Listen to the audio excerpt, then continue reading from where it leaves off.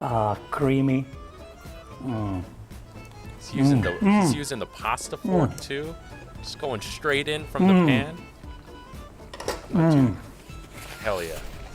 Hell yeah. Chef Brian Tsao here, not your typical chef, and today I'm gonna be reacting to how to make spaghetti carbonara approved by Romans from Vincenzo's plate. Now, before I do anything else on this video, I do want to shout out my new sous chef level patrons. Thank you so much for your support. Patch Paw, Ann L, and Peter Jun, you guys absolutely rock. And for the rest of you, if you're enjoying this content and want to support me further, be sure to check the link in the description below where it'll take you to my Patreon page. And if you decide to become a patron, you can take advantage of some awesome perks. I do want to address really quickly the new room that I'm in. No, I'm not in a new space per se. This is my band's rehearsal room that I've moved into temporarily because a sewage pipe exploded in my basement, completely ruining it. My life's kind of turned upside down.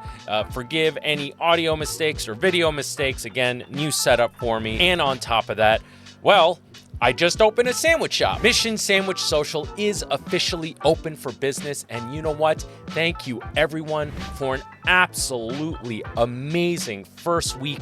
The turnout was way beyond what I expected. We pretty much sold out around closing time every night, which blows my mind away. So thank you everyone. In fact, Jeremiah, for example, drove all the way from Baltimore? Baltimore, was it? Sorry, buddy. I'm really tired, but he drove all the way from out of state just to visit Mission, along with many of you out there taking a long trip. Thank you guys. Thank you very much. And if you wouldn't mind, give Mission Sandwich a follow on Instagram to stay up to date. If you're new to the channel, I am a professional chef with 18 years of experience. I've defeated Bobby Flay on the Food Network show, Beat Bobby Flay, as well as run the world-renowned kitchen of Beauty and Essex located right here in New York City. The views and opinions expressed in this show are exactly that. They're just my views and opinions based on my years working as a culinary professional, but I don't always get it right. So if you have something to add or a correction to make, please let me know in the comments below, as I always love to learn, but most importantly, I'd love to hear from you. And with that out of the way, let's react to some shit. Vincenzo's plate. All right. Hi, and welcome to Vincenzo's plate. Oh yeah, today we are in Rome. Roma. The capital of Italy, the Eternal City, one of the most beautiful cities on the planet, huh? I've never been to Rome. Also, I have only recently started to watch some of Vincenzo's plate. I mentioned in past videos, I actually don't watch too much food content. I love the Corridor Crew, and I'm really into a lot of guitar nerdy stuff. But it wasn't until I started doing Pro Chef Reacts, I started following food content, and Vincenzo's plate is one of the is one of the outstanding ones that I genuinely do enjoy, and I really like Vincenzo, man. I haven't watched this particular one because I knew that I wanted to react to it. I'm very excited, but let's keep watching. Pasta carbonara, it comes from Rome. And today we want to show you how to make the real carbonara. We are at Hotel Marcella Royale in the city of Rome. From this terrace, we can see St. Peter's, not far from the Colosseum, not far from the Spanish Steps. Beautiful terrace, beautiful room, and beautiful Roman people working here. Thank you. And today I have the pressure, I'm under pressure. I'm cooking carbonara for Paola and the members of the Marcella Royale. Wow, that's a lot of pressure. Now, if you saw the last episode covering carbonara, which was Vincenzo calling out Uncle Roger, since he's always doing egg fried rice, and you know what? Uncle Roger did pretty damn good. But I wanted to see how this dude, a dude so bold to call out Uncle Roger, how he matches up. He can talk the talk, but can he walk the walk? Never, never, never put cream. Do you know why? Yes. You go to the restaurant and they put cream? Because carbonara is a dish that you need to cook, serve, and eat straight away. If you wait too long before you eat it, it get stuck together.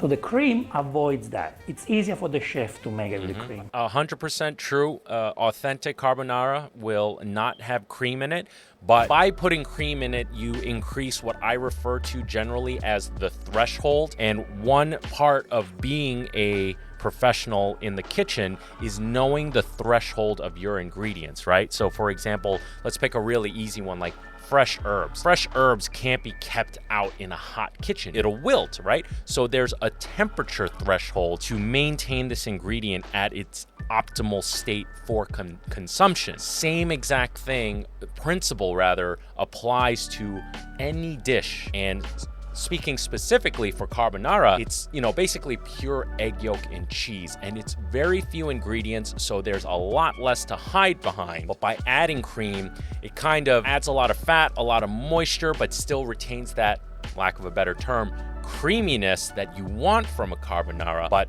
it doesn't stick together as quickly, just like Vincenzo mentioned, but it is a no-no for the authentic thing. I do know that much. Please don't make carbonara with cream. Okay, the first thing to do for this recipe is you want to cook the pasta.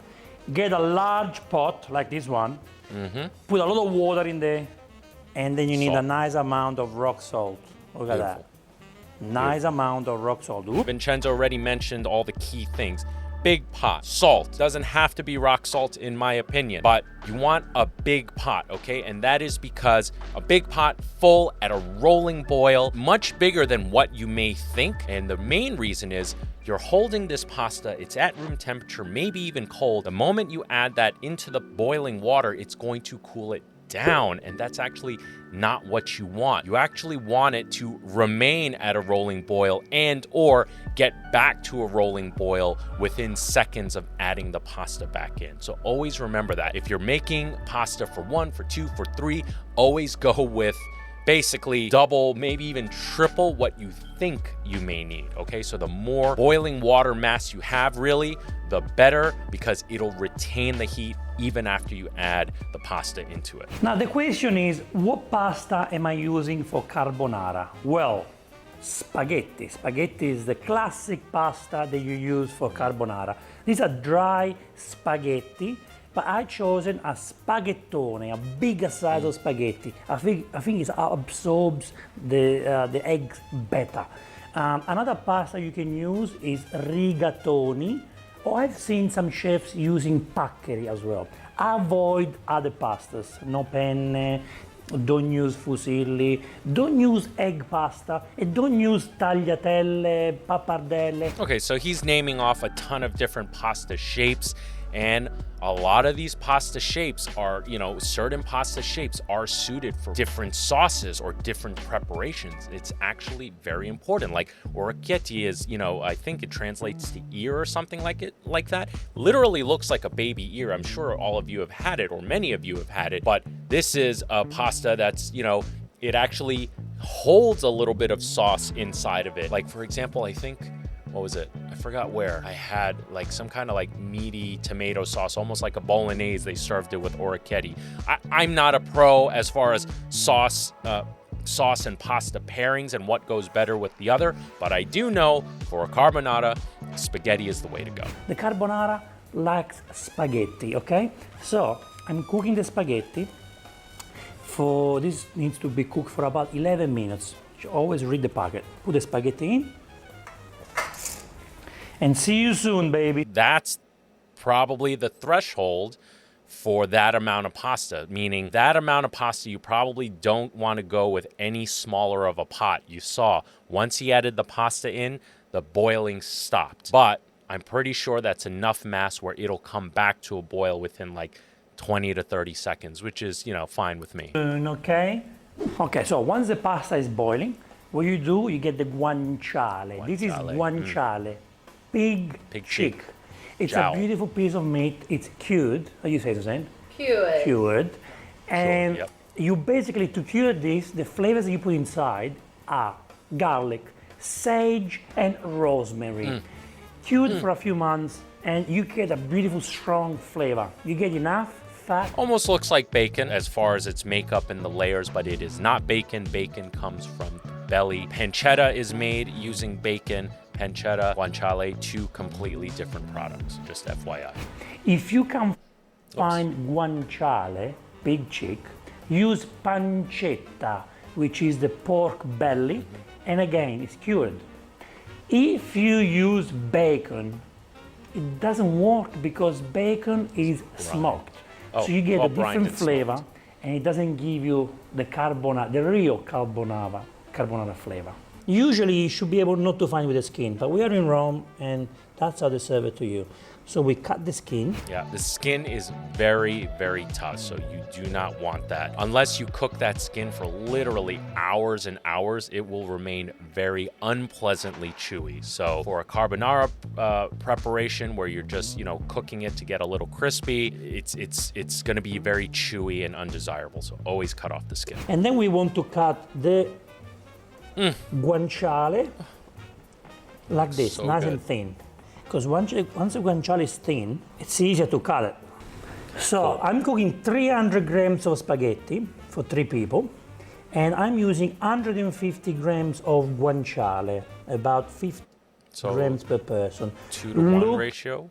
He said 300 grams of pasta, so he's doing 150 grams. So it's like he's doing 2 parts pasta to 1 part guanciale. Did I get that right? How beautiful this Looks is. beautiful. And also I should mention, part of the reason why I'm watching Vincenzo's video is after watching the Uncle Roger makes carbonara, I actually want to do my own carbonara video, and I have my method, but I would love to see how an authentic version is made by a pro like Vincenzo. So I'm also doing a little studying right now, because the last thing I want to do is do anything remotely close to that fucking disaster that is Jamie Oliver's Anything Asian Cuisine. Look how beautiful It's a lot. this is. It's delicious. And how amazing it gonna be smells. delicious. See? I'm cutting the guanciale this size. Okay, so the pasta is cooking. We cut the guanciale. Now we need to cook the guanciale. So we turn the cooktop on medium heat. You put the pan on top, and then you want to start adding the guanciale inside. Great. So when the pan is still cold, okay? You don't want the pan to be too hot. And what we do is we bring the pan to temperature, and then we cook the guanciale slowly. The main reason for doing that is because you want to slowly warm the guanciale from cold so you render out more of the fat, okay? If you put it onto a hot pan, it's going to sear and it will render out the fat, but it won't do it as consistently through the product versus if you did it cold, because if you do it cold, the guanciale gradually reaches heat through and through, versus throwing it into a hot pan. It sears on the outside and then the inside is still raw. And by the time you render the entire product, then the outside may have burnt already by that point. So a very key part is do this from cold. When I made this for Matteo Lane, awesome comedian, for a podcast I did with him, I actually did it with some water to really render out the fat and then cook the guanciale in its own fat and get it really crispy.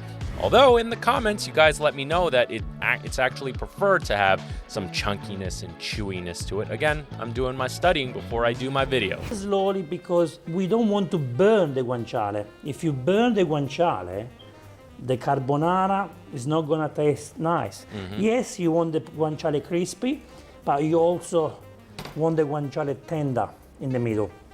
Now, this fat that you see is gonna be coming oil very soon. So this fat will turn into oil, and that oil is what gives the flavor to the carbonara.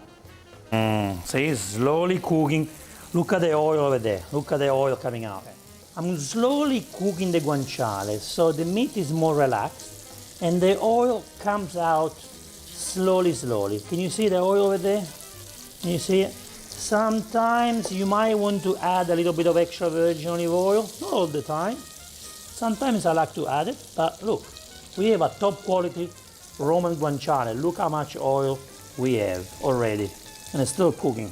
Now over here, we're gonna make the sauce, the cream for the carbonara.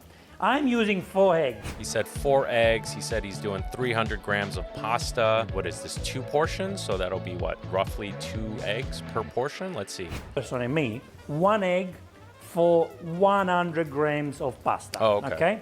Which is pretty much for 1 person. Oh, okay. So he's doing, so I guess it's, he says 100 grams of pasta to 1 egg. So he mentioned earlier he's doing 300 grams of pasta. Sounds like he's doing 3 portions, 1 egg per portion. Cool. 1 egg, 1 person.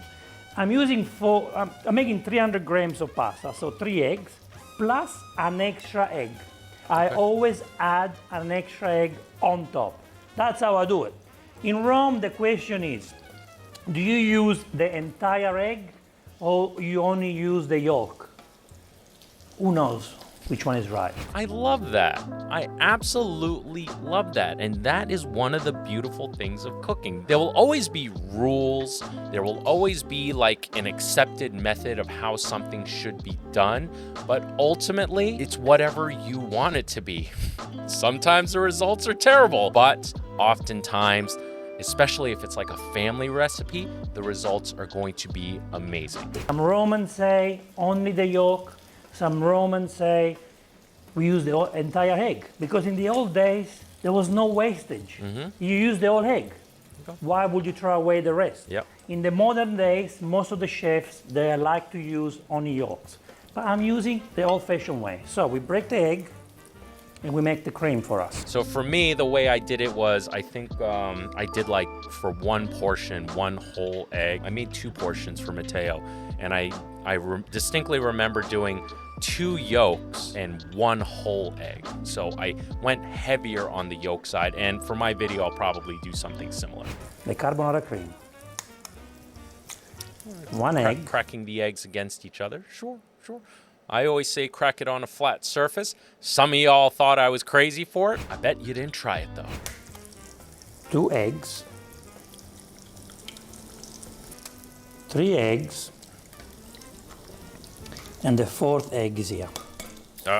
Side of the bowl cracker. Yum.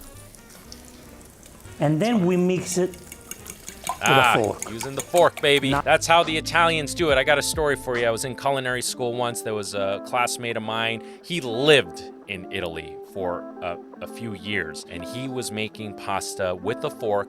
You know, put a what the hell am I saying? A little pile of flour, made a well, added the eggs, and was using a fork to whisk the eggs. And the chef came over and gave him shit for not using a whisk. Like, you're gonna tell this kid who lived in Italy, learned to make pasta with these old grannies over there, the authentic way with the fork. Again, if it gets the job done, it gets the job done. I spoke in past episodes about, there are certain traits I look out for in cooks, like how they hold a knife, for example, will give me an indication of what their experience level is. But I've had plenty of cooks who don't hold their knife like that, and they turned out to be awesome, So you have to be able to adapt and pivot and, change your point of view to every situation, because it's not written in stone. Cala, beautiful organic eggs.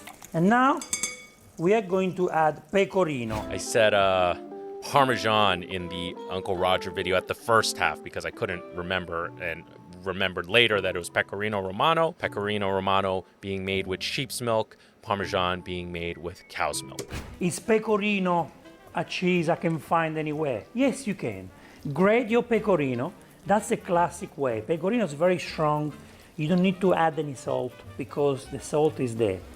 In the modern days, yes, you can use Parmesan cheese. You can mix it with Parmesan. I like Parmesan. I like it when it's mixed. It's up to you. But again, we're doing the original recipe, and I'm using 200 grams of pecorino. Okay, so now put the pecorino in the mix. Yum.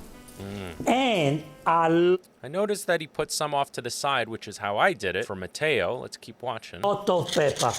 Romans love the pepper. Okay, so he's putting if you the don't black put pepper. He's putting the black pepper directly into the egg mixture. Very nice. In the carbonara, my Roman friends are not gonna be happy.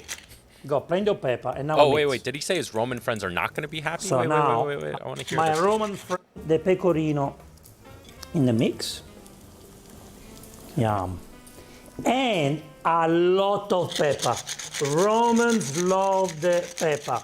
If you don't put pepper in the carbonara, my Roman friends are not gonna be happy. Okay. Go, Okay. prendo. All right. So yeah, and that's what I thought. It's supposed to have a lot of black pepper, but it's a very nice touch that he's putting it into the cream. Pepper, and now we mix. And that's probably how it's supposed to be done. Again, I've made like a handful of carbonaras in my time, so I'm learning with you. I'm learning with you guys.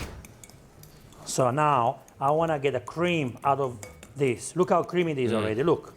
That's why when I use the entire egg. Yeah, look at this, look how nice and creamy this Okay, is. chunky. This is a carbonara cream that you get with the 4 eggs and a lot of pecorino. So the guanciale is ready, the oil is there. We switch off. It's very important you switch off this, but we want to keep the pan nice and hot. Yes, so he's, the pancetta is nice and cooked. You can clearly see it's brown, has a crispy outside, but it's thick enough that it's still gonna have a chewy inside. That's a modification I will do for my version of carbonara when I get to do this video. But key thing is, I'm assuming, or not assuming, I know that he shut off the heat a few stages before the guanciale hit the actual color that he wants, because the pan is hot, it is sitting in its own hot fat, and it will carry over cook. Very important thing.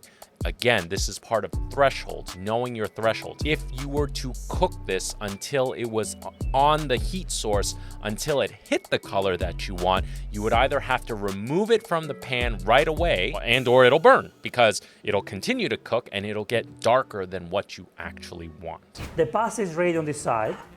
See, the pasta has been boiling for 11 minutes.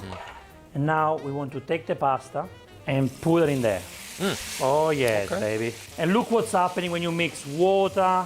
And remember, he's doing this with the flame off on the pan. So let's keep watching. With the pasta, you want some water in there because the pasta water helps to make the sauce. Now the pasta needs to sit for about 20 seconds. We want to get here some more water, about 1 full spoon of pasta water, and we put it in there with the eggs. Okay, that scares me a little bit, but And again, this is what's happening. Vincenzo knows this dish way better than I do. For me, again, you got this boiling hot water. The moment it contacts the eggs will start to cook and coagulate. He is moving fast enough, so I think it'll be fine. If this was me, I would have set the bowl down on the table, made a little room, set the bowl on the table, and whisk as I'm pouring the water in. Again, he poured the water in, holding the bowl in his hands. A little dangerous. He's clearly experienced, so he's not worried. By holding the bowl and holding the ladle, he's unable to keep the eggs in motion. Very small, finite detail. Clearly, again, knows what he's doing. Let's keep watching, though. Let's see what he does. Now, I'm mixing the cream. Now, the water, the pasta water. Still nice and smooth. Maybe there's some tiny little chunks of cooked, coagulated eggs, but really, who's going to notice, right? To combine the ingredients together, the Parmigiano will cover the smell of eggs. Look at this. Look at that. Now, what do we do now? Turn on the cooktop again. Okay. Very, very low. Very low. You can make low. mistakes Okay. now. Very low. Add more pasta water in there. Okay. Okay? So we have the pasta water at the bottom.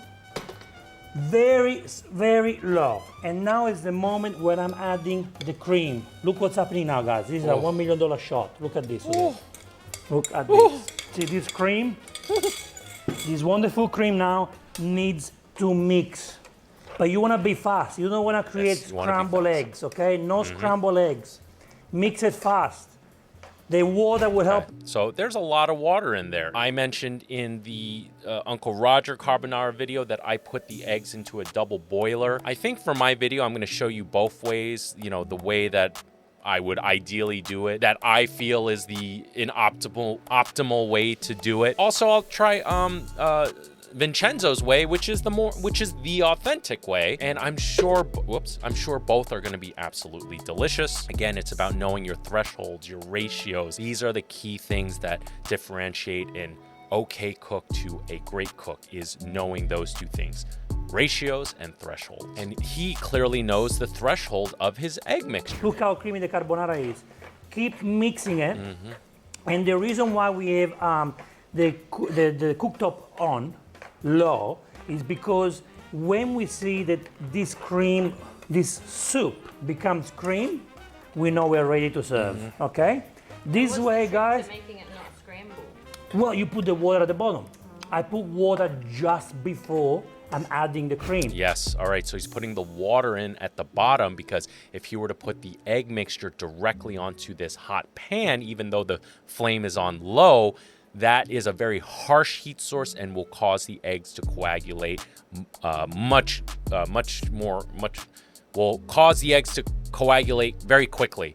And because he put the water in there first, it almost acts as like kind of a buffer. You need it in there to thin down the egg mixture a little bit.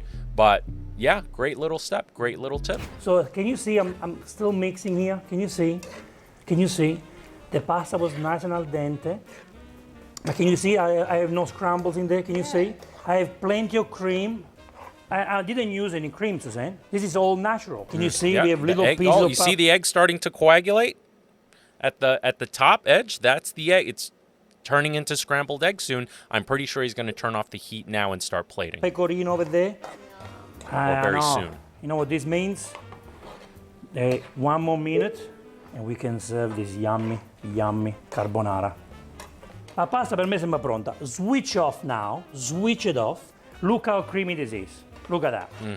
But now this pasta... You can see a lot of coagulated egg in there. But, you know, maybe that's a desirable thing for his pasta. He would know better than me. You need to serve it straight away, guys. Look how creamy this is. Paola, look how creamy this carbonara is, Paola. Look how creamy this carbonara is. It's perfect. Oh, look at that. And you know what? I think someone mentioned in the comments in Uncle Roger's carbonara video that it's actually very common to have those chunks. So there you go. You know, I'm a guy, a stickler for, you know, wanting to have a really smooth and creamy product throughout. But obviously, it's okay to have those chunks in there. I remember that distinctly, and it was mentioned more than once as well. Put more cream on top. Yum. Yum. Finish it off with pepper. Perfetto. Look at you jiggling too. Com'è Paola? Si può mangiare? Si può mangiare? Sì. Cremosa? A real carbonara. We are in Rome. Oh wow. Yeah. All right, Vincenzo. Getting And the now is the approval moment from the to Romans. serve the carbonara to the director of the Hotel Marcella Royale. Buongiorno. Pronta per il suo pranzo? Grazie. Pepper, Fresh cracked lots black of pepper. pepper. Do you like more pecorino? Yes. More pecorino? Yes. A little bit more pecorino, yeah. Ooh. Let's see if I can sleep here tonight. Otherwise, under the bridge. Mm.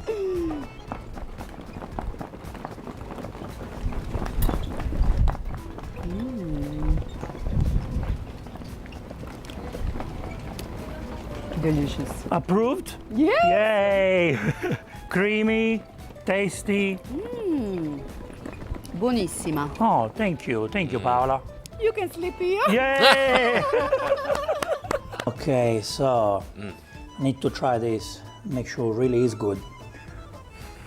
Ah, a little bit more pepper. Yeah. Creamy. He's using the pasta fork too. Just going straight in from the pan. Dude, hell yeah. Hell yeah. Creamy, soft. Add more pepper. Add more pecorino. Be crazy. It's a nice, rich pasta. So make love with it. I can clearly see your passion for your food. I cannot wait. I've seen a couple of your videos. I can't wait to watch more. This was very educational for myself as well. Because Vincenzo, I'm calling you out. I got my own carbonara video coming out soon. But this video isn't about me. It is about you, Vincenzo. For those of you watching, make sure you go to the original video. Not that it really needs my help, but go to the original video, give it a thumbs up, leave it a comment, because clearly Vincenzo deserves it. Vincenzo, what am I going to grade this out of 10? I'm giving this a 9.9 out of 10. Why didn't I give you a 10? I don't know, I don't think anything's perfect, but that's kind of the beauty of life. Hope you enjoyed this video as much as I did making it. And with that said, I am Chef Brian Tsao, not your typical chef, and I'll see you really soon.